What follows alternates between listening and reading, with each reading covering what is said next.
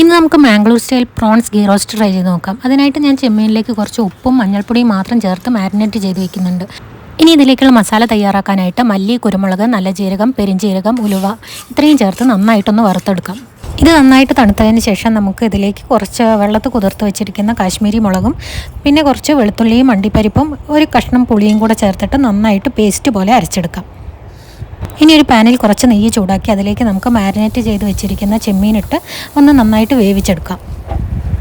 വേവിച്ച ചെമ്മീൻ പാനിൽ നിന്ന് മാറ്റി വേറൊരു പാത്രത്തിലേക്ക് ആക്കിയതിന് ശേഷം ഇതേ പാനിൽ തന്നെ കുറച്ചുകൂടി നെയ്യ് ഒഴിച്ച് നമുക്ക് ചെറിയ ഉള്ളിയും സവാളയും ചെറുതായി അരിഞ്ഞത് ചേർത്ത് നന്നായിട്ട് വഴറ്റിയെടുക്കാം. ഉള്ളിയൊക്കെ നന്നായി വഴന്നു വന്നതിന് ശേഷം നമുക്കതിലേക്ക് അരച്ച് വെച്ചിരിക്കുന്ന പേസ്റ്റ് ചേർത്തിട്ട് നന്നായിട്ട് വേവിച്ചെടുക്കാം.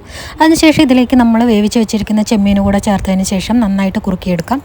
ഇനി കുറച്ച് കറിവേപ്പിലയും ശർക്കരയും കൂടെ ചേർത്ത് ഇളക്കിയതിന് ശേഷം മുകളിലായിട്ട് കുറച്ചുകൂടി നെയ്യ് ചേർത്ത് കഴിഞ്ഞാൽ ടേസ്റ്റി ആയിട്ടുള്ള Mangalore style prawns ghee roast റെഡിയായി.